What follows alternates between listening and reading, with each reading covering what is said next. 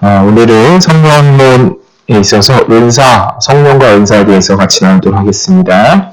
성령론 은사입니다. 네, 우리가 지난 시간까지 여러 가지 성령의 주제에 대해서 나누었죠. 성령은 삼위일체 하나님이시고, 성령은 우주적 사역을 하시고, 성령은 일반 사역을 하시고, 성령은 내적 사역, 말씀 사역을 하시고, 성령은 구원의 사역을 하시고, 또한 성령은 교회를 이루어 가신다. 이런 여러 가지 주제들에 대해서 같이 나누었습니다. 오늘은 성령론 마지막 시간인 은사에 대해서 같이 나누도록 하겠습니다. 먼저 은사란 무엇인가에 대해서부터 우리는 알아야겠죠. 그래서 이 은사란 무엇인가, 백과사전이라든지 전자사전을 치시면 뭐라고 나오냐면 이렇게 정의하고 있습니다. 은사란 하나님께서 성도 각자에게 은혜로 거저주시는 영적인 선물을 말한다. 달리 표현하면 성도가 주 안에서 성령으로 말미암아 행하고 누릴 수 있는 다양한 재능과 각종 직임과 역사를 가리킨다. 여기서 특징은 무엇이냐? 바로 성령으로 인하여서 거저받는 것이다 라는 겁니다. 거저받는 것. 은사란 하나님께서 우리 성도들에게 거저주시는 것이다 라는 거예요. 그럼 이 은사를 성령으로 인해서 받는 은사는 왜 주시는 건가? 은사의 목적에 대해서 기술하고 있는 말씀 구절을 한번 보도록 하겠습니다. 출애굽기 31장 2절입니다. 출애굽기 31장 2절에서부터 여기서 보면 성령을 하나님의 영으로 표현하고 있거든요. 구약성경은 성령을 하나님의 영으로 표현하기도 하는데 한번 보도록 하겠습니다. 내가 유다 지파 후의 손자요 우리의 아들인 부사레를 지명하여 부르고 하나님의 신을 그에게 충만하게 하여 지혜와 총명과 지식 여러 가지 재주로, 여기서 잠깐 멈춰볼까요? 여기서 뭐 하나님의 신을 무엇으로 알 수 있죠? 성령으로 알 수 있잖아요. 성령으로 인해 충만하게 은혜를 받은 성령이 임한 사람에게 지혜와 총명과 지식, 성령의 일반적 사역에 대해서 우리 나누었잖아요. 성령께서는 우리의 진리를 알게 해주시는데 일반적 진리도 알게 해준다라는 거예요. 그래서 의학이나 정치나 문화나 음악이나 이런 것도 발전하시게 한다는 거죠. 그런데 여기서 보면 이런 지혜와 총명을 받아서 한 일이 무엇이냐, 은사를 받아서 한 일이 4절부터 보겠습니다. 공귀한 일을 연구하여 금과 은과 노수를 만들게 하며 보석을 깎아 물리며 나무를 새겨서 여러 가지 일을 하게 하고, 내가 또 단지파 아히사막의 아들 오홀리압을 세워 그와 함께 하게 하며 무릇 지혜로운 마음이 있는 자에게 내가 지혜를 주어 그들로 내가 내게 명한 것을 다 만들게 할지니 곧 회막과 증거계와 그 위에 속죄소와 회막의 모든 기구와 라고 마치고 있습니다. 즉 성령의 은사를 받은, 성령의 지혜를 충만하게 받은 첫 번째 인물, 이 무엇을 하였죠? 바로 교회를 만드는 일, 성막을 만드는 일을 했다는 거예요. 가장 주된 목적이 무엇이냐? 성령의 은사를 베푸시는 가장 주된 목적은 바로 교회를 만드는 일이다.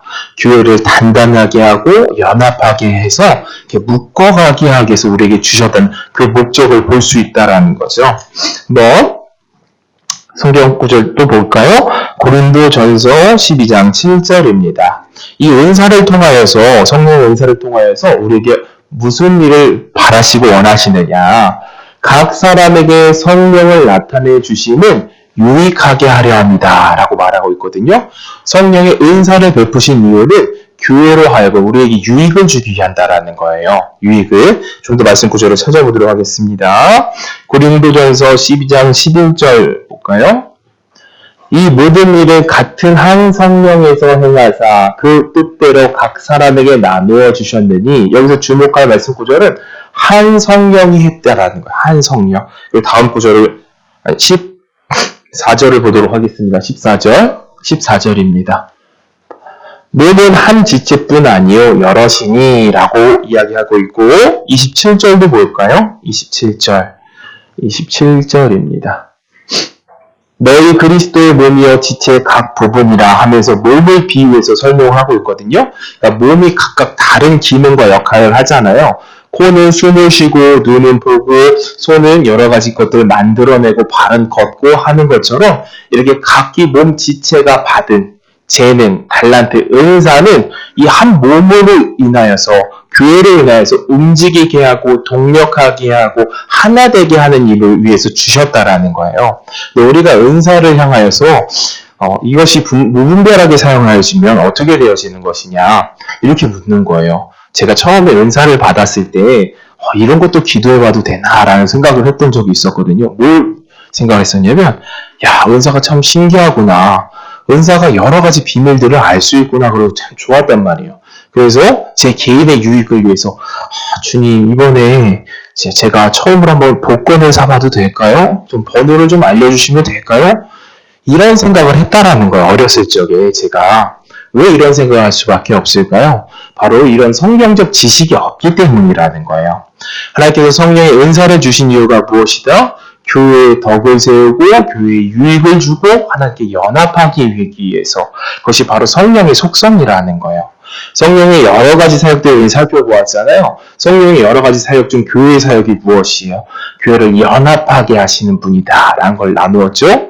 즉 개인의 필요를 위해서 주는 것이 아니라 교회의 덕과 유익을 위해서 우리에게 주셨다라는 거죠. 한번 말씀 구절도 보겠습니다.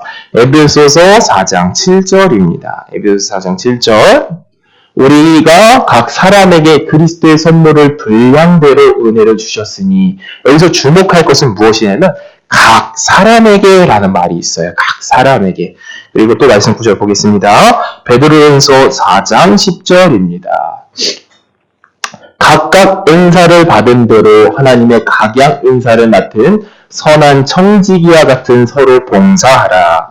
그리고 고린도전서 14장 12절입니다. 그러므로 너희도 영적인 것을 사모하는 자인지 교회의 덕을 세우기 위하여 그것을 풍성하기를 구하라. 그리고 에베소서 4장 11절 12절입니다. 그가 혹은 사도로 혹은 선지자로 혹은 복음 전하는 자로 혹은 목사로 교사로 주셨으니 이는 성도를 온전하게 하며 봉사의 일을 하게 하며 그리스도의 몸을 세우려 하게 하려 함이라. 16절 말씀 볼까요? 16절 넘어가서 16절 말씀을 보도록 하겠습니다. 그에게서 온 몸이 각 마디를 통하여 도움을 입음으로 연락하고 상합하여 각 지체의 분량대로 역사하여 그 몸을 자라게 하며 사랑 안에서 스스로를 세우느니라. 다시 본문 말씀 한번 보도록 하게요. 에베소서 4장 7절 말씀을 보겠습니다. 에베소서 4장 7절입니다. 제가 아까 주목할 구절이다 라고 말씀드렸죠. 각 사람에게 라고 말씀을 드렸단 말이에요.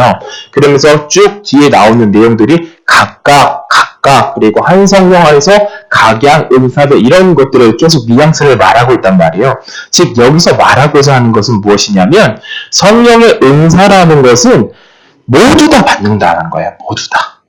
우리가 은사 그러면 특별한 것으로 생각을 하잖아요. 저 사람 은사라고 하면서 은사라고 생각했을 때 떠올리시는 그런 몇 가지 은사들이 있으실 거예요. 어떤 은사들이 있으신가요? 방언이 있을 테고, 치유가 있을 테고, 또한 축사나 귀신을 본다거나, 천국에 갔다 왔다거나, 이런 여러 가지 은사들을 떠올리신단 말입니다. 그래서 이러한 은사들을 가지고 사람들은, 저것이 은사구나 하고 생각하는 풍토가 교회 안에 있다라는 거예요. 그런데 성경적이지 않다라는 거예요. 그런 생각과 그런 마음은. 은사는 신약 성경에만 몇 종류가 나오냐면 20가지 이상의 종류가 나와요. 20가지 이상. 그러니까 종류라는 것, 우리가 생각할 때 은사 한 5, 6가지 정도만 생각하지만 은사는 그렇게 작은 것이 아니에요. 구제하는 것도 은사다라고 말하고 남을 섬기는 것도 은사다라고 말하는 거예요. 그래서 교회 안에서 보시면은 내가 다른 사람들과 교제하는 걸 잘하시는 분들 계시잖아요. 그리고 내가 뭔가를 할 때 누군가를 더 퍼주는 거예요. 그런 분도 계시다라는 거예요. 그것도 하나님께 받은 은사라는 거예요.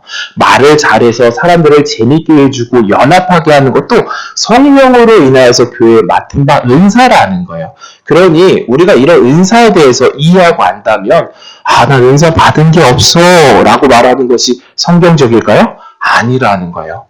성경에서 말하기를 각각 나누어 주었다라고 말하죠. 그러니까 우리 교회 안에는 은사 받지 않은 분이 아무도 없다라는 거예요. 하나님께서 생각하시는 은사라는 것은 모두 다 받았다라는 거예요. 모두 다. 그러니 교회를 만들어갈 때 은사는 이겁니다라고 정할 수 있을까요? 없을까요? 없다라는 거예요. 그리고 그렇게 만드시면 안 된다라는 거예요. 우리 어렸을 적에 어떤 목사님 이렇게 말하셨다라는 거잖아요. 방언 못 받으면 뭐 한다? 방언 못 받으면 은사 받지 못한 거다라고 말하는 분도 있다라는 거예요. 방언 받지 못한 사람은 개만도 못하다라고 말하신 목사님도 있다라는 거예요. 그렇지 않다라는 거예요. 은사는 모두에게 주어진 것이고 이 코가 하는 역할이 코로서 다른 역할을 도와주듯이 모든 각각의 달란트와 각각의 재능과 은사를 가지고 하나님의 각기 자리에 부여하시고 마련해 주셨다라는 거예요. 그러니까 높고 낮음이 없다라는 거죠. 야, 저 사람은 예언의 은사가 있네. 그러니까 나보다 더 성령이 충만한 사람이야. 이것은 성경적이지 않다라는 거예요. 야, 저 사람은 천국을 보았대. 천사를 보았대. 라고 말하는 것. 저 사람 더 대단한 걸 여기시지 않아야 된다라는 거예요. 나에게 주신 것을 내가 충실히 하는 것이 맞다. 그렇기 때문에 이 말씀 구절로 보았을 때 모든 사람이 은사를 받았기 때문에 각자의 달란트를 가지고 뭐에 참여해야 된다는 거예요. 하나님의 일에 참여하셔야 된다는 거예요. 하나님의 일에. 나는 달란트가 없습니다. 재능이 없습니다. 라고 여기셔서 뒤로 빠지시는 것이 아니라 하나님께서 부여해 주신 재능이 있다는 거예요. 이 교회를 만들어가기 위해서. 그러니까 모두 다 참여를 하셔야 된다는 거죠. 그러면 이 은사는 모두 다 받은 것인데 이 은사를 받았다면 구원받은 사람인가? 이거에 대해서 살펴보도록 하겠습니다. 말씀 구절 볼까요? 민수기 22장 28절 먼저 보도록 하겠습니다. 구약의 내용과 신약의 내용들을 살펴보는 거예요. 여호와께서 나귀 입을 여시니 발람에게 이르되 내가 내게 무엇을 하였기를 나를 이같이 3번 때리느냐. 여기서 보면 뭘 알 수 있을까요? 하나님께서는 누구의 입을 열어서도 일하실 수 있는 분이라는 걸 알려주는 거예요. 나귀의 입을 열어서도 일하실 수 있는 분이라는 거예요. 나귀는 성도인가요? 성도 아니잖아요. 맞죠? 그런데 보겠습니다. 말씀 9절. 사무엘상 10장 10절 말씀 볼까요? 사무엘상 10장 10절. 그들이 산에 이를 때 선지자의 무리가 그를 영접하고 하나님의 신이 사울에게 크게 임함으로 그가 그들 중에 예언하니. 여기서 보면 사울이라는 인물이 등장해요. 사울이라는 인물은 어떤 인물이죠? 어떤 인물이에요? 다윗을 핍박하고 초대 왕이었지만 악한 역할로서 드라마를 보면 악한 역할, 악당 역할이 나오잖아요. 그런 역할을 하는 사람이 사울이라는 거예요. 실제로도 발람이라는 외부 선지자도 하나님의 선지자적 일을 했다라는 거예요. 성경에서 보면. 그러니 여기서 우리가 이 여러 말씀 구절, 구약 성경에 나오는 말씀 구절을 보았을 때 하나님께서는 자신이 택한 사람이 아니고도 어떻게 쓰실 수 있다라는 거예요. 예언하는 사람으로, 능력 행하는 사람으로 쓸 수 있다라는 거예요. 이것은 굉장히 중요합니다. 우리 성도님들. 이걸 먼저 기억을 하시는 거예요. 하나님은 나귀를 들어서도 예언하실 수 있는 분이라는 거죠. 사울을 들어서도 예언을 하셨어요. 어떠한 예언을 하셨죠? 하나님의 목소리를 내셨다라고요. 그리고 발람을 들어서도 예언을 하셨어요. 거짓 선지자를 데려다가 하나님을 쓰는 도구로 사용을 했다라는 거죠. 그럼 이 말씀 구절을 보았을 때 우리는 어떻게 알아야 돼요? 야, 저 사람 예언하니까, 저 사람의 능력을 행하니까 저 사람은 진짜 목회자다. 저 사람은 능력받아 하나님의 택한 사람이다. 라고 여기시면 맞는 거예요? 아닌 거예요? 아닐 수도 있다라는 거예요. 그럴 수도 있지만 말씀 구절 한번 보겠습니다. 사울이 나오는 내용은 2구절 더 있는데요. 이것은 적어두시고 나중에 읽어보시고 오늘 할 내용이 많기 때문에 좀 넘어가겠습니다. 사무엘상 11장 6절과 사무엘상 19장 20절 역시도 사울 왕을 들어서 예언하시는 걸 볼 수 있거든요. 그리고 신약 성경으로 넘어오겠습니다. 마태복음 7장 21절입니다. 마태복음 7장 21절. 나더러 주여 주여 하는 자마다 천국에 다 들어갈 것 아니요 다만 하늘에 계신 내 아버지 뜻대로 행하는 자라야 들어가리라. 그날에 많은 사람들이 나더러 이르되 주여 주여 우리가 주의 이름으로 선지자 노릇하며 주의 이름으로 귀신을 쫓아내며 주의 이름으로 많은 권능을 행치 아니하였나이까 하리니 그때 내가 저에게 밝히 말하니 내가 너희를 도무지 알지 못하니 불법으로 행하는 자들아 내게서 떠나가라 하리라 라고 되어 있죠. 여기서 말씀하는 구절이 뭐예요? 바로 능력을 행하거나 귀신을 쫓아낸다 할지라도 어떤 사람이 아닐 수 있다라는 거예요. 선택받지 못한 사람일 수 있다라는 거예요. 구원받지 않은 사람이 그런 일을 행할 수도 있다라는 거예요. 그러니까 저 사람 정말 귀신도 잘 쫓아내네, 저 사람 예언도 잘하네, 능력도 행하네. 그러니까 저 사람이 진짜 목회자라고 쫓아가시면 안 된다라는 거예요. 한번 말씀 구절 한번 또 보겠습니다. 히브리서 6장 4절 말씀 볼까요? 히브리서 6장 4절. 한번 비침을 얻고 하늘의 은사를 맛보고 성령에 참여한 바 되고 넘겨오겠습니다. 하나님의 선한 말씀과 내세의 능력을 맛보고 타락한 자들은 다시 새롭게 하여 회개할 수 없나니 이는 자기가 하나님의 아들을 다시 십자가에 못 박아 현재의 욕을 보임이니라. 아멘. 우리가 먼저 기억을 할 것이 있습니다. 고대에서부터 우리 신앙의 선배와 선조들은 성경을 해석할 때, 이 성경 해석학에 대해서 이 공부를 하고 나눌 때 성경을 해석하는 방법이 순서가 있는 거예요. 어떤 순서대로 하느냐? 성경을 해석하는 방법은 이 말씀이 이 말씀과 짝이 맞네 하고 맞는 방식으로 해석한 게 아니라 고대 선조들이 해왔던 방식은 뭐냐? 성경에 뭘부터 배우는 걸까요? 교리부터 배우는 거예요. 교리를 배우고 난 뒤 그 교리를 바탕으로 성경을 해석하는 것이 그들의 가르치는 방식이었거든요. 그러니까 우리가 알고 있는 교리는 무엇입니까? 구원에서 탈락할 수 있어요? 없어요? 구원에서 탈락할 수 있어요? 없어요? 있을까요? 없을까요? 구원에서 탈락할 수가 없습니다. 구원은. 한 번 구원은 영원한 구원이라는 거예요. 즉 내세에서 우리가 신령한 것들을 행했다고 해서 그 사람이 구원받았다 확정할 수 없고 먼저 무엇을 알아야 되느냐. 성령께서는 이 온 세상에 편지하시죠. 편지해서 이곳저곳 왔다 갔다 하신단 말이에요. 그럼으로써 각각 자기 주권 아래서 능력을 부여주실 수가 있어요. 그래서 구원받지 못한 사람이라도 무엇을 할 수 있다는 거예요? 성령의 능력으로서 여러 가지 행적을 행할 수 있다는 거예요. 이것이 우리가 알고 있는 정통 교리라는 거예요. 그래서 우리가 이 말씀 구절을 볼 때 무엇을 말하느냐? 이렇게 능력을 행하고 성령의 은사를 행했다 할지라도 이 사람이 탈락한 것은 원래부터 이 사람은 택함받지 못한 사람이었다라고 말하는 구절이라는 거예요. 그리고 그 전 구절도 무엇이죠? 주여 주여 하는 자마다 이것은 탈락에 대해서 말하는 것이 아니라 이 사람은 본래부터 구원받지 못할 사람이었다라고 증언하고 있는 거거든요. 그러니까 구원받지 않은 사람 중에서도 하나님께 택함을 받지 않은 사람 중에서도 무엇을 할 수 있다라는 거예요? 은사나 능력을 행할 수 있다라는 거예요. 은사나 능력. 오늘 제가 그 말씀을 드리고 온 겁니다.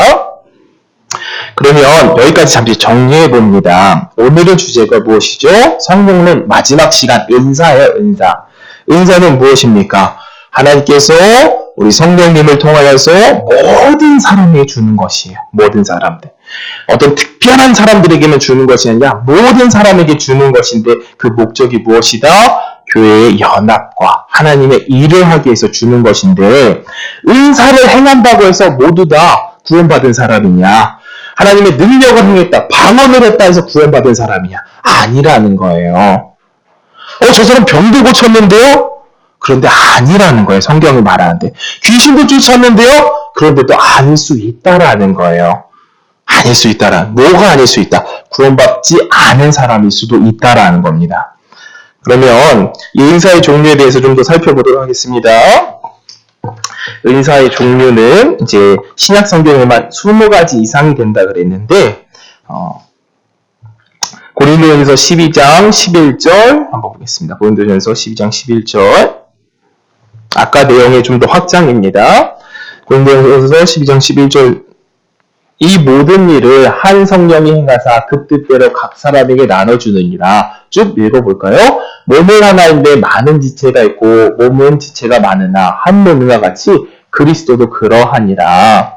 우리가 유대인이나 헬라이나 종이나 자유자나 다 한 성령으로 세례를 받아 한 몸이 되었고 또 다 한 성령으로 마시게 하셨으니 몸은 한 지체뿐만 아니라 여럿이니 만일 발이 이르되 나는 손이 아니라 몸에 붙지 아니하다 할지라도 이로 인하여 몸에 붙지 아니한 것이 아니요 또 귀가 이르되 나는 눈이 아니니 몸에 붙지 아니하다 할지라도 이로 인하여 몸에 붙지 아니한 것이 아니니 만일 온 몸이 눈이면 듣는 곳이 어디며 온 몸이 듣는 곳이면 냄새 맡은 곳이 어디뇨?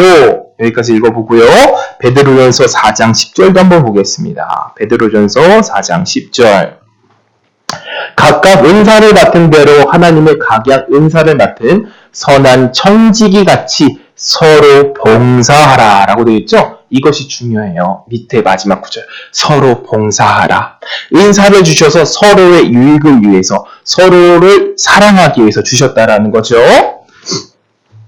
그러면 이 은사는 20가지가 넘는 이 은사는 성경에서 무엇을 은사라고 말하느냐? 섬기는 것, 구제하는 것, 또한 결혼하는 것도 은사라고 말해요. 결혼하는 것.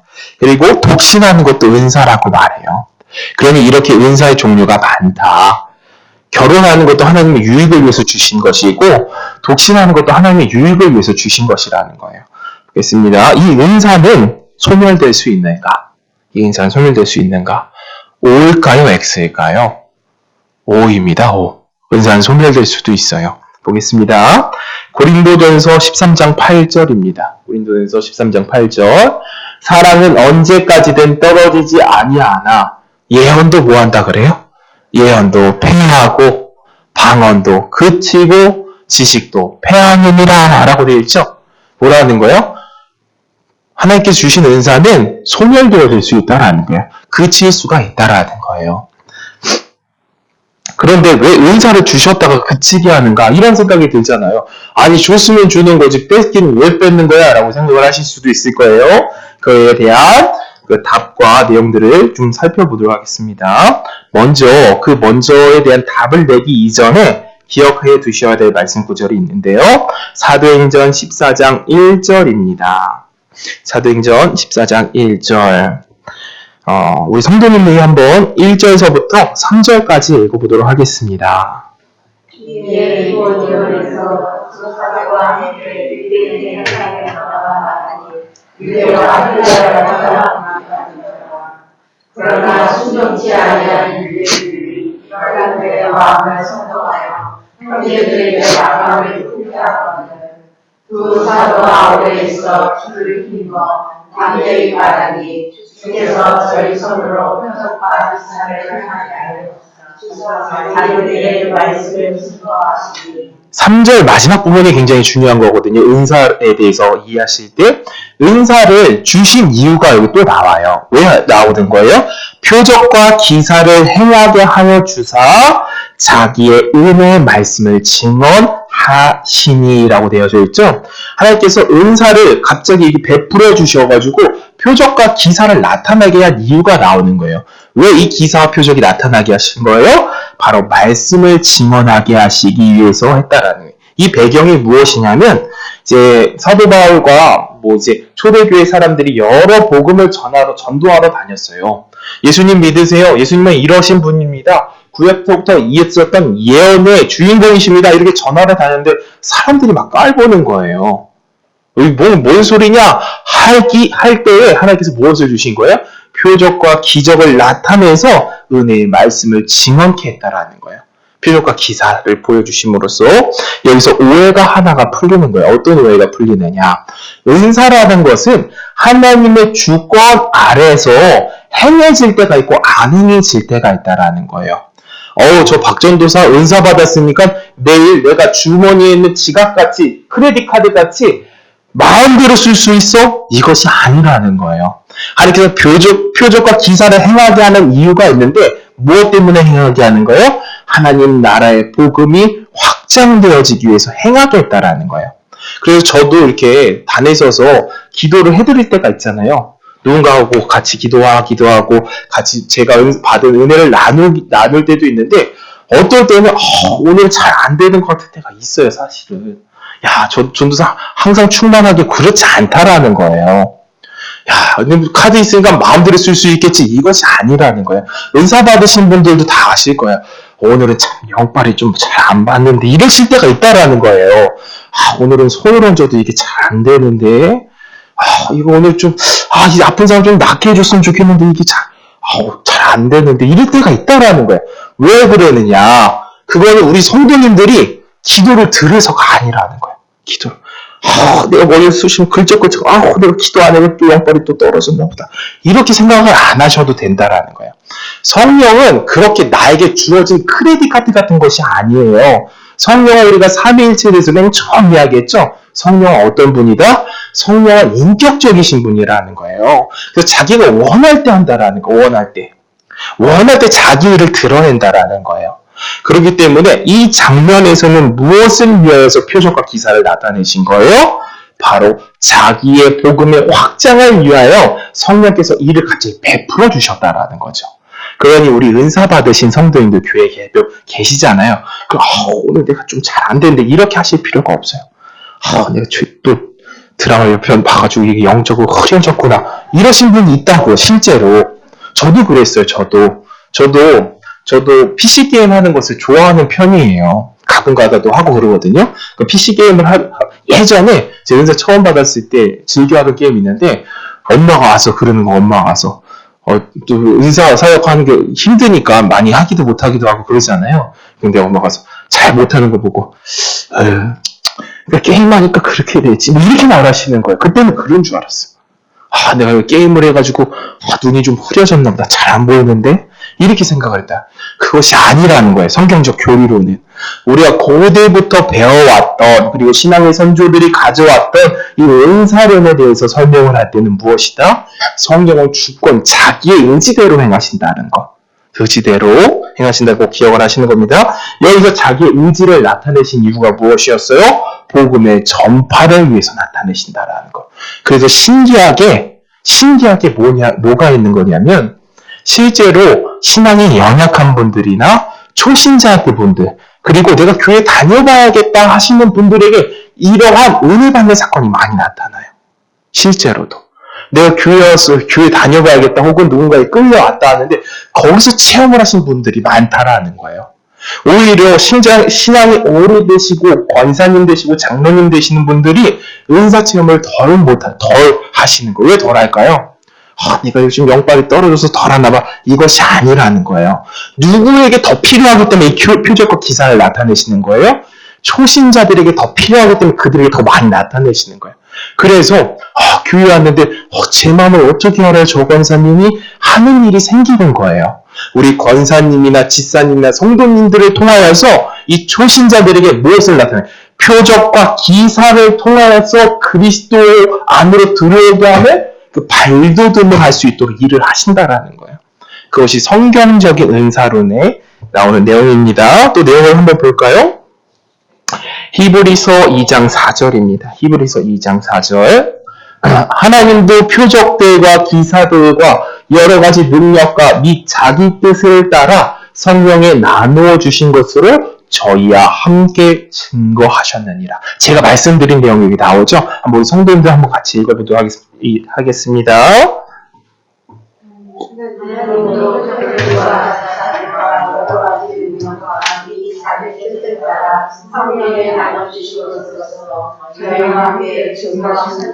네, 성령께서 이렇게 나타내시고 증언해 주신 게 무엇이라는 거예요? 우리들에게 하나님의 뜻을 나타내고 알려주기 위하여서다. 그 자기의 주권적인 능력으로 하시는 것이다. 라는 것이죠. 로마서 15장 19절 볼까요? 한번 보겠습니다. 로마서 15장 19절. 이 일로 인하여 내가 예루살렘으로부터 두루 행하여 일루고니아까지 그리스도의 복음이 편만하게 전하여졌느니라 라고 되어져 있는데 또 이게 개역 개정이잖아요. 다른 버전으로는 이렇게 적고 있거든요. 제가 읽어보겠습니다. 표적과 기사와 능력으로 성령의 능력으로 이루어졌으며 그리하여 내가 예루살렘으로부터 두루 행하여 일루고니아까지 복음을 편만하게 전하였느니라. 그러니까 즉 그리스도의 복음이 전파되어지기 위해서 성령께서 뭘 나타내 주셨다라는 거예요? 표적과 기사를 나타내 주셨다라는 거. 이 내용이 사도행전 28장 1절에서부터 10절까지입니다. 우리 교독하면서 읽어보도록 하겠습니다. 이 배경은 뭐냐면 사도 바울이 이제 복음을 전하러 돌아다니는데 멜린의 섬에 도착을 하게 됩니다. 멜린의 섬에 도착을 해서 원주민들을 만나게 되어지는데 원주민들은 하나님을 믿을 수 있는 그런 여러 가지 도움받을 것들이 없잖아요. 성경이 있었던 것도 아니고 그들에게 또 무엇도 없었어요? 예수 그리스도에 대한 복음도 없었다라고요. 복음도. 그래서 성령께서 택함받은 그들을 구원하기 위해서 무엇을 베푸시는 거죠? 우리가 구원 얻은 후에 안즉 그 섬은 멜리데라 하더라. 교독함을 보겠습니다. 다음 구절입니다. 예, 우리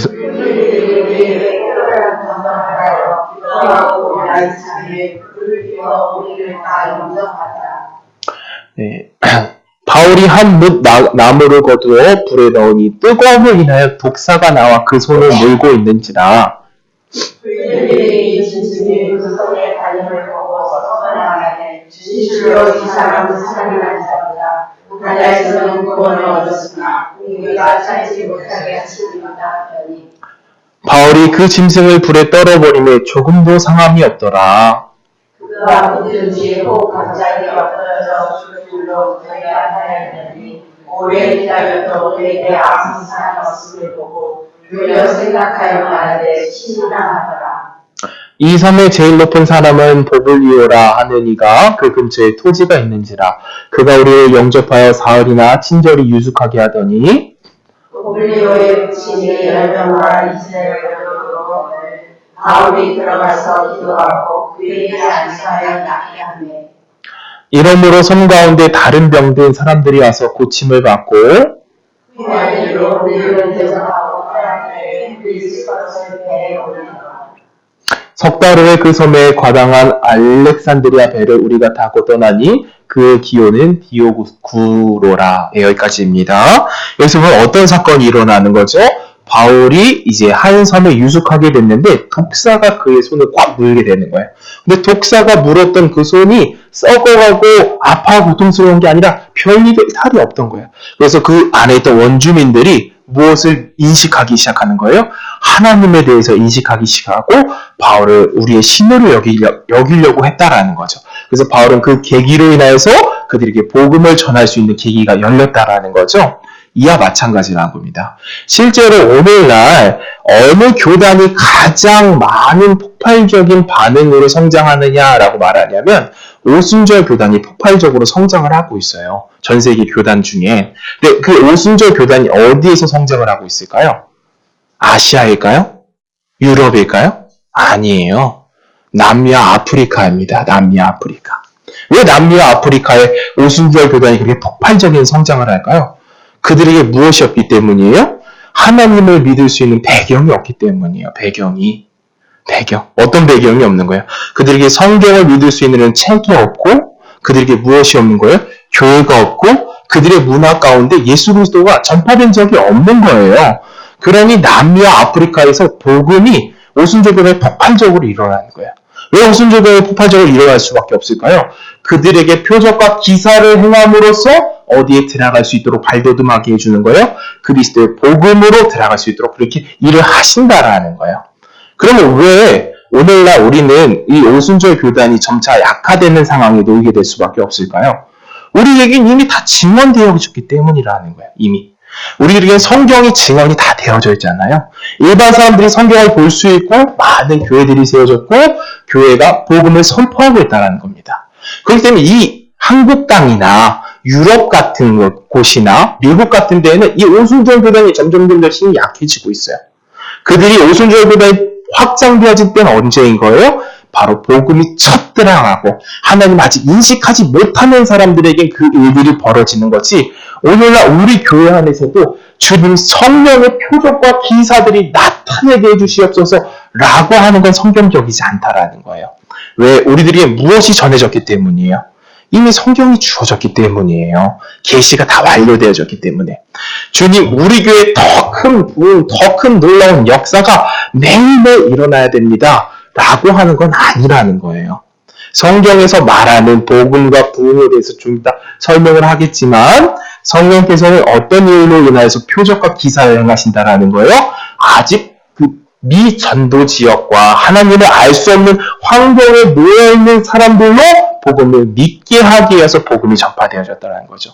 우리 교회가 성령의 능력을 나타낼 수 있는 방법이 있어요. 성령의 은사들을 폭발적으로 드러낼 수 있는 방법이 있다는 거예요. 뭘까요? 저기 선교하러 나가면 돼요. 선교하러 나가시면은 우리가 손을 얹잖아요. 놀라운 사건들이 벌어지는 거예요. 근데 우리 교회가 이 인천 안에서 계속 머물러 있잖아요. 점점 그걸 누릴 수가 없는 거예요. 우리가 어디에 나가면 이 복음들이 내가 이렇게 능력이 많았다고? 라고 느낄 수가 있을까요? 우리가 저기 미전도 지역으로 나가면 되는 거예요. 그런데 이 교회가 이미 선포되어져 있고 진리가 완료되어 있는 이곳에서 계속해서 이것만을 찾아서는 안 된다라는 거죠. 그런데 왜 이러한 사태가 벌어졌냐? 성령론 처음 할 때 제가 말씀드렸죠? 처음 할 때. 1900년대 이후로 성령론이 잘못되어졌다라는 거예요. 성령의 충만 이꼴 능력이라고 생각한다라는 거예요. 그렇지 않다라는 거예요. 보겠습니다. 마가복음 16장 15절. 볼까요? 또 가라사대 너희가 온 천하에 다니며 여기에 배경을 두고 있는 거죠. 온 천하에 다녀라. 만민에게 복음을 전파하라. 보겠습니다. 16절입니다. 믿고 세례를 받는 사람은 구원을 얻을 것이요 믿지 않는 사람은 정죄를 받으리라. 믿는 자들에게 이런 표적이 따르니 곧 저희가 내 이름을 귀신을 쫓아내며 새 방언을 말하며 뱀을 집으며 무슨 독을 맞을지라도 해를 받지 아니하여 병든 사람에게 손을 얹은 즉 나으리라 하시더라. 여기에 이 말씀 구절의 배경이 뭐라는 거예요? 다시 전구절로 돌아가 볼까요? 또 가라사대 너희는 온 천하에 다니며 만민에게 복음을 전하. 이게 배경이라는 거예요. 왜 이 배경일까요? 이렇게 나갔을 때 예수를 모르는 사람들을 위해서 하나님께서 이 일들을 행하신다라는 거죠. 그런데 이미 신앙에 우리가 많이 성장해 있잖아요. 우리 성도님들 제가 좀 두려운 게 뭐냐면 이미 목사님이 18년 동안 목회를 해오셨잖아요. 그래서 너무 많이 알고 계신 거예요. 우리 성도님들이. 너무 많이 배워놓으신 거예요. 이미 학년으로 치면 대학생들이 돼버리신 거예요. 그래가지고 오늘은 또 무슨 복음을 전해야 되나 이런 게 제 심정이거든요. 그런데 이렇게 성장해 있는 분들이 이것을 적용하려고 해서는 안 된다라는 거예요. 야, 예수 믿으면 독을 마실지라도 내가 해를 받지 않는다고? 예수 믿으면 무조건 귀신이 떠나간다고? 이렇게 적용해서는 안 된다라는 거죠. 우리가 이런 것을 경험했을 때 한번 생각해 보세요. 왜 내가 이걸 경험했을 때가 언제이신 것 같아요? 나 귀신 쫓는 거 봤어. 참 놀랐어. 이것이 언제 나에게 마음에 크게 와닿았어요? 예수 처음 믿을 때. 저도 그랬다고요. 저 맨날 어렸을 때 막 목사님 끌고 와가지고 봤던 게 그런 거예요.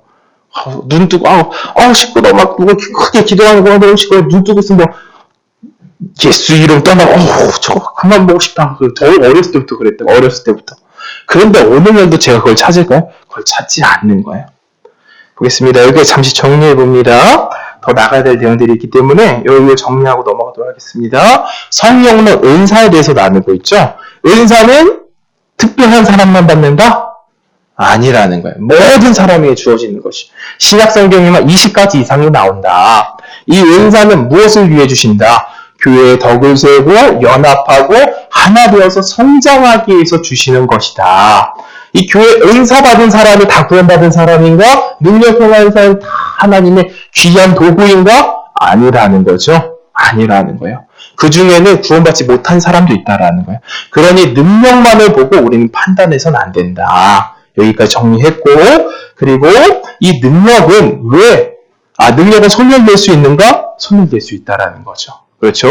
능력은 왜 주시는 건가? 그리고 왜 소멸되는 건가? 능력이 주신 이유는 하나님의 복음의 전파를 위해, 확장을 위해서 주시는 것이고, 능력 행위가 표적이 점점 소멸되는 이유가 무엇이에요? 이미 복음이 확장되어져서 이 진리가 내 안에 들어왔기 때문에 소멸이 되어지는 거예요. 점점 약해지시는 거라는 거예요.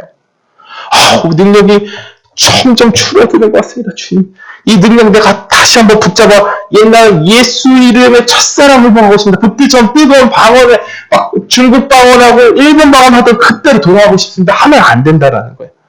아셨죠? 예, 그러셔야 돼요. 왜? 이 안에 진리가 들어가고 점차 성장하기 때문에 매일 귀신 쫓는 걸 보고 싶다. 매일 표정 느끼고 싶다. 그러시면 안 돼요. 여기까지 정리를 한 겁니다. 그러면 이 소주제가 또 무엇이 있느냐?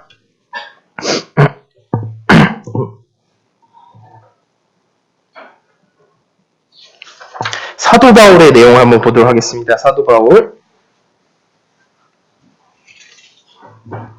고린도후서 12장 7절입니다. 고린도후서 12장 7절 말씀입니다. 고린도후서 12장 실제로 이걸 겪었던 사람이 있어요. 신약성경 볼까요? 여러 계시를 받은 것이 지극히 크므로 너무 자고하지 않게 하시려고 내 육체의 가시 곧 사단의 사자를 주셨으니 이는 나를 쳐서 너무 자고하지 않게 하려 하심이니라 라고 되어 있죠. 여기 나온 이거 말하는 사람이 사도 바울이라는 사람이에요. 사도 바울이 지금 뭐 때문에 고생하고 있다라는 거야? 육체의 가시다라고 말하고 있어요. 이 육체의 가시에 쓰는 이 가시라는 단어가 이 언어의 뜻을 보면 어떤 뜻이냐면 전쟁에서 옛날에 바벨론 말고 아수르에서 쓰는 그런 가시 창이 있었거든요. 아수르에서 쓰는 포로를 끌고 갈 때 쓰는 창이 있는데 그 창이 어떻게 쓰는 창이냐면 노예들을 꼬챙이처럼 꽂아버리는 창이에요. 그래서 이 창이 얼마나 길던지 여기에 꽂혀있는 사람이 한 서너 명이 되는 거예요. 그러니 이 서너 명 창 꽂혀있는 사람 같이 움직이죠. 그러니까 얼마나 같이 움직이는데 고통스럽겠어요. 그 가시가 여기에 원어에 들어있는 거예요. 그러니까 내가 질병이 있는데 이 질병으로 너무 괴롭다라는 거예요. 내가 이 복음 전하는데도 너무 힘들다라는 거예요. 그런데 뭘 못하는 거예요? 자신을 치유하지 못하고 있는 거예요. 그 능력 많던 사도 바울이 어디에 가든지 표적이 나타나고 능력이 나타나는 사도바울이 뭘 못 고치는 거예요? 자기 몸을 못 고치고 있는 거예요. 자기 몸을. 그러니까 이걸 기억을 하셔야 돼요. 능력이 있으면 뭐든지 다 고쳐진다? 아니라는 거예요. 지금은 이미 사도 바울에게 복음 전파를 위하지 않고 이제 복음 전파가 끝이 나가는 상태이고 이제는 하나님의 말씀에 더욱더 집중해야 될 시간이 다가온 거거든요. 그러니까 뭐가 점점 줄어들고 있는 거예요? 표적이 점점 줄어들고 있는 거예요. 표적이. 그래서 지금 어떠한 상황이 되는 거예요? 자기 몸도 치료할 수 없는 상황이 되는 거예요. 자기 몸도 은사로서 내가 사도 바울과 내 능력만 해도 이거 고쳐 예수 이름으로 떠나갈지어다 하면 떠나가는데 안 떠나가는 거예요. 또 말씀 구절 보겠습니다. 디모데전서 5장 23절. 디모데전서 5장 23절. 이제부터는 물만 마시지 말고 내 비위와 자주 나는 병을 인하여 포도주를 조금 쓰라. 디모데에게 쓰는 편지거든요. 디모데가 장이 약했어요. 위가 약하고. 그래서 디모데에게 뭐라고 말하고 있어요? 포도주를 좀 써서 민간요법을 써서 너의 아픈 곳을 좀 치료받아라 라고 말하고 있는 거거든요. 사도 바울 얼마나 능력 많은 사람이에요. 예수 그리스도의 이름 명하는 디모데 내 안에 있는 병주는 귀신아 떠나갈지어다 이렇게 하면 되는데 이렇게 하고 있어요? 안 하고 있어요? 안 하고 있다라는 거예요. 뭐라고 말하고 있는 거예요? 디모데야 너가 포도주를 좀 마셔서 고통을 완화해라 라고 하고 있죠? 왜 이러는 거예요? 표적이 개인적으로 쓰고 그런 것이 아니라는 거예요. 그리고 이미 이 디모데와 바울은 말씀에 연구하고 공부하고 사람들에게 서술하는 때가 온 거지 복음을 전하러 이방인들에 나가는 시기가 아니었다라는 거예요. 그렇기 때문에 하나님께서 어떻게 하신다? 성령으로 인해서 표적을 제한하신다라는 거, 제한. 우리가 표적에 대해서, 능력에 대해서, 은사에 대해서 생각을 할 때, 은사 받았으면 내가 마음껏 쓸 수 있다. 라고 생각하시면 안 되는 거예요. 교회에 표적이 없을 때도 있어요. 왜 없을 때도 있어요? 그것은 성령의 주권적인 일이라는 거예요. 주권적인 일. 그 왜 없는 건 좀 이따 이야기를 나누도록 하겠습니다. 왜 교회에 능력이 표적이 줄어드는가, 부흥이 왜 점차 약해지는가, 그거에 대해서 좀 이따 이야기 나누고, 고린도전서 1장 18절 말씀 보겠습니다. 고린도전서 1장 18절부터 24절까지 우리 성도님들이 한번 읽어보도록 하겠습니다. 십자가의 멸망하는 자들에게 은혜하소서. 홀로라는 외면을 하나님의 능력이라.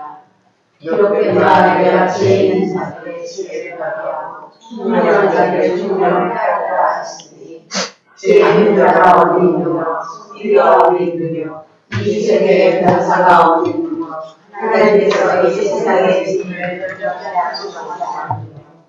하나님의 지혜에 있어서는 이 세상의 지혜로 하나님의 상상으로 하나님께서 저희의 미련을 바꿔서 믿는 자들을 구원하시기를 기뻐하셨다.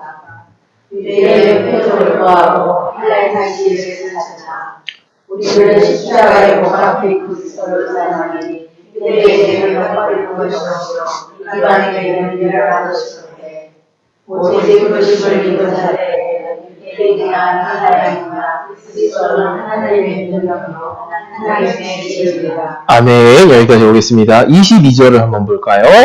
22절에 보면 뭐라고 말하고 있죠? 유대인은 표적을 구한다라는 거예요. 그리고 헬라인은 지혜를 찾는다라는 거예요. 무엇을 위해서 표적을 구해서 무엇을 위해 지혜를 찾을까요? 하나님에 대해서 알고 하나님에 대해서 믿기 위해서 각기 다른 방식을 쓰는데, 유대인은 표적을 찾고 헬라인은 지혜를 찾는데, 바울이 전하는 것은 무엇일까요? 한번 보겠습니다. 23절 볼까요? 우리는 십자가에 못 박이신 그리스도를 전하니 유대인은 거리끼는 것이요 이방인은 미련한 것이로되 라고 말하고 있거든요. 이 말은 뭐냐면, 표적만을 가지고, 능력만을 가지고, 이사만을 가지고 하나님을 믿게 하지 않았다라는 거예요. 사도 바울은. 오순절 교단 같은 데나 저기 베레아나 여러 가지 능력 행함에 대해서 중요시 여기는 교회는 뭐라 그래요? 하나님에 대해서 전할 때 이거 보세요, 하나님이 살아계신 것이 보이지 않습니까? 하고 귀신 쫓는 것 보여주고 방언하는 것 보여주고 그러잖아요. 사도 바울은 유대인의 표적을 구하는 건데 우리는 그렇게 전하지 않는다라는 거예요. 무엇을 전한다라는 거예요? 역사적 예수를 전한다라는 거예요. 역사적 예수. 이들에게 전하고자 하는 메시지는 뭐냐면 역사적 예수. 그들이 표적 구하는 걸 내가 전하고자 하는 복음은 역사적 예수다. 실제 예수 그리스도라는 인물이 왔었고 그들이 살았더라는 걸 너희가 알지 않느냐. 그는 어떤 예수라는 거예요? 그는 과거서부터 선지자들을 통하여서 예언된 걸 성취하신 예수다. 그렇기 때문에 진리다라고 전하고 있다라는 거예요. 그렇기 때문에 진리다. 구약에 있던 예언을 성취하시고 이런 일들이 일어나는 것은 하나님께서 예언하신 것이 성취된 일이기 때문에 진리다 하고 전하는 것이지 저 표적 보고 믿어라 그렇게 말하지 않았다라는 거예요. 그러니까 여기서 우리가 짚고 넘어갈 것이 있습니다. 표적은 수단이에요. 수단. 하나의 1+1인 거지 우리가 무엇을 가지고 복음을 전해야 된다는 거예요? 우리는 진리, 예수 그리스도를 실제로 왔던 역사적 예수 그리스도를 전하지만 또한 하나님의 성령을 통하여서 표적도 드러내실 수 있다. 그렇지만 표적을 드러내시지 않는다 그래서 하나님께서 그들을 못 믿게 하시는 것이 아니기 때문에 우리가 전해야 될 진리는 무엇이다? 역사적 예수라는 거예요. 실제 왔던 예수. 그거에 대해서 이야기하고자 하는 겁니다. 오늘날 우리들의 교회에 일어나는 일들 혹은 오순절 사역을 통하여서 일어나는 일들에 대해서 우리 고대에 있었던 우리 신앙의 선배들은 어떻게 생각했는가에 대해서 짚고 넘어가도록 하겠습니다. 이 사건은 1734년서부터 35년에 있었던 일이고 또한 1740년서부터 1742년에 있었던 일이에요. 영국과 미국에서 일어났던 일인데 이때 어떤 일들이 있었냐면 우리가 네이버나 다음 같은데 이런 사전을 찾아볼 수 있잖아요. 영적 대각성이라고 치시면 이런 사건들이 나와요. 1차 영적 대각성이 바로 1734년서부터 35년에 일어났고 제2차 영적 대각성 1740년서부터 1742년에 일어났거든요. 이 일들 중에 기록되어 있던 일들이 있는데 어떤 일들이 일어났냐면 성도들이 예배 시간에 막 진동을 했어요. 몸을 막 떠는 거예요. 막 우리가 교회에서 기도할 때 막 몸 떠시는 분도 계시잖아요. 실제 이런 일들이 있었다라는 거예요. 과거에도. 그러니까 이 과거의 경험을 통하여서 우리가 올바른 해석을 할 수 있잖아요. 어떤 일들을. 그러니까 우리가 사변적으로 해석을 하면 안 되는 거예요. 내가 보니까 저거는 천사가 이렇게 춤추게 하는 건데 이렇게 해석하시면 안 돼요. 내 방식대로. 우리는 과거에 있었던 교회 공의가 만들어낸 교리들을 믿는 거예요. 그거에 대해서 어떻게 해석했는가. 여기서 성경 우리가 사도신경에 보면 성령을 믿사오며 거룩한 공예화라고 되어 있죠. 거룩한 공예가 교회를 말하는 거거든요. 교회를 믿는다라는 거예요.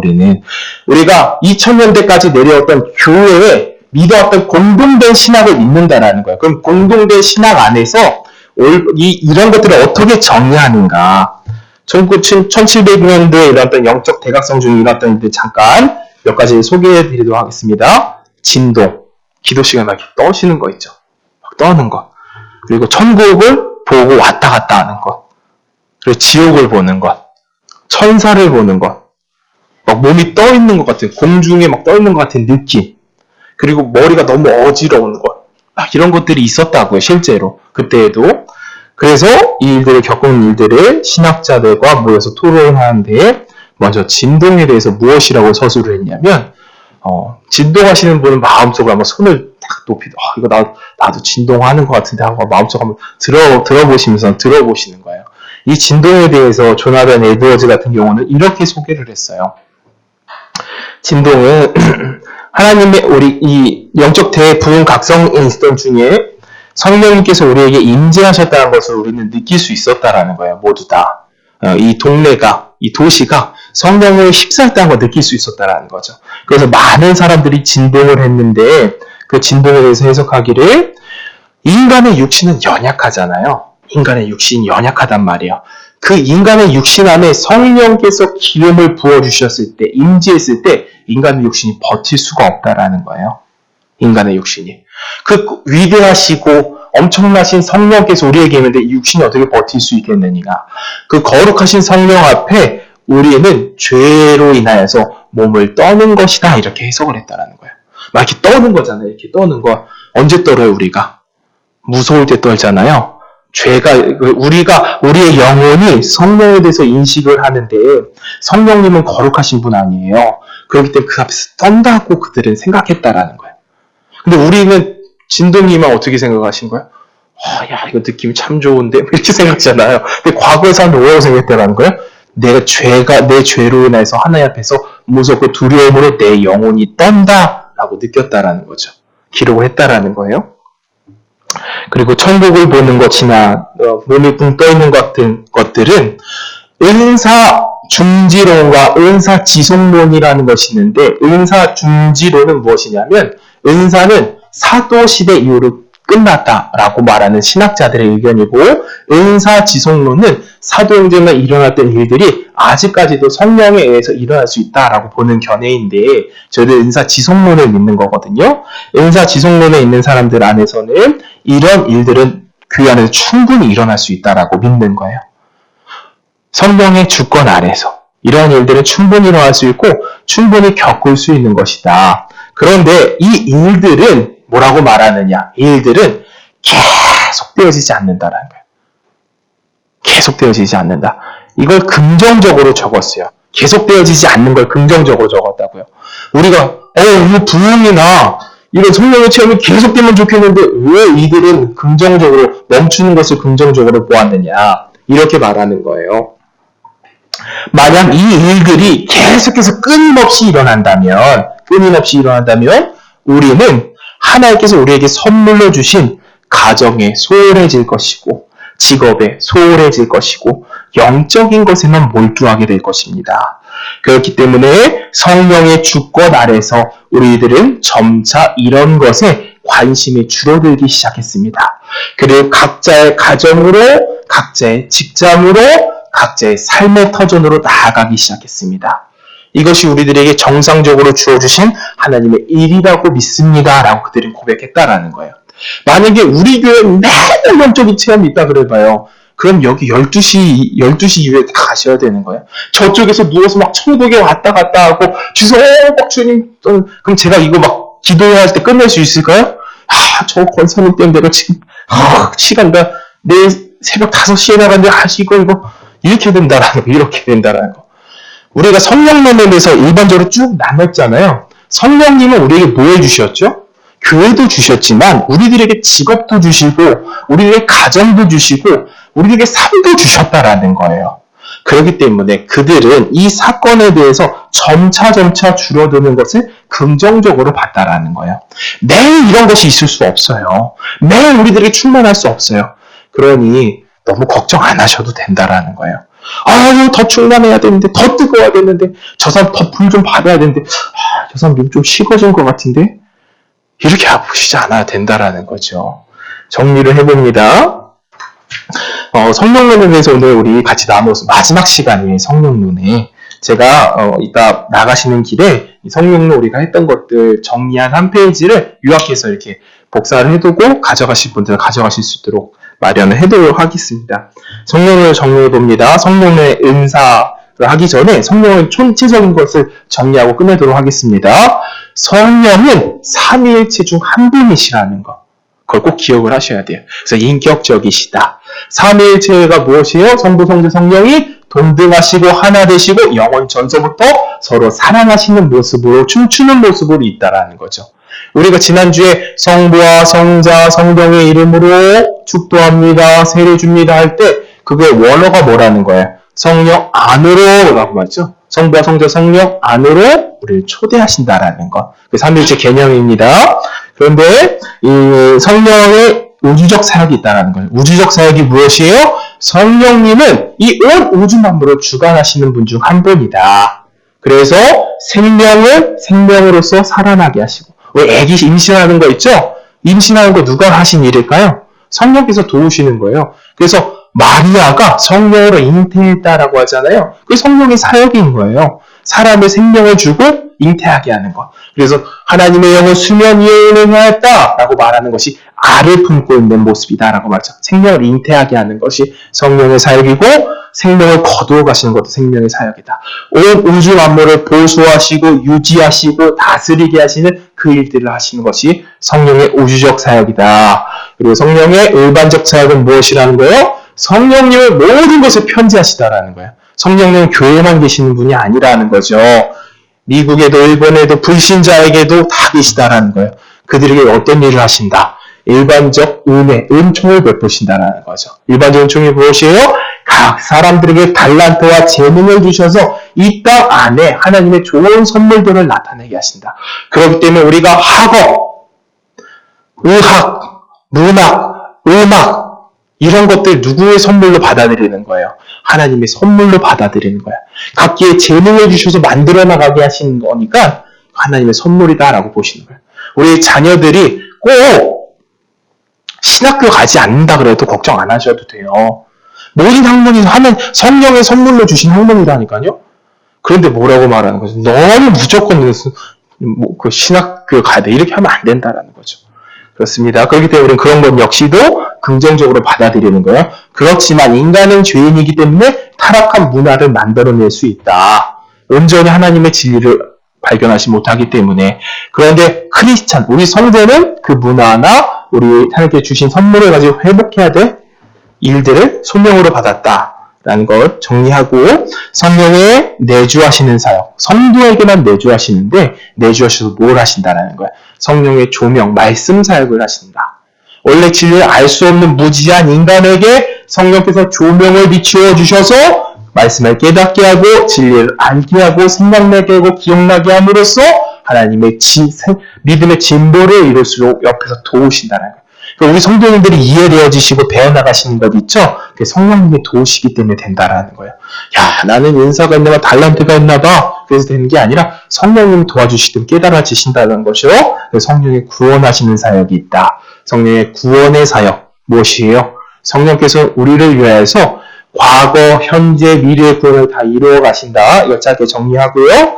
마지막으로 오늘 성령의 교회 사역. 성령께서는 교회에도 내주하시는데 각 사람들에게 달란트를 주시고 은사를 주시고 성령의 삼위일체 모습처럼 협력하여서 하나님의 일을 도모하게 하신다. 그러니까 교회는 누가 협력하게 하는 일을 하신다는 걸 성령께서. 그러니까 우리 성도님들이 사람들과 같이 어울려시는 거 있죠? 그게 성령님이 기뻐하시는 일을 하는 거예요. 내가 다른 사람과 같이 식사하고 한마디 더 꺼내서 이야기하고 같이 대화를 나눠서 무언가를 풀어나가고 공동체를 만들어가는 거 있죠? 그 성령께서 엄청나게 즐거워하시는 일을 하는 거예요. 교회는 무조건 말씀만 듣는 일이야. 그것이 아니라 저희 커피숍도 가시는 거예요, 같이. 수다도 떠실 수 있는 거예요. 그리고 이제 오늘 마지막 시간이었습니다. 성령의 은사의 사역 나누었죠? 예. 성령의 은사의 사역은 정리를 몇 번 했기 때문에 다 기억하신 줄 알고 끝내도록 하겠습니다. 기도하겠습니다.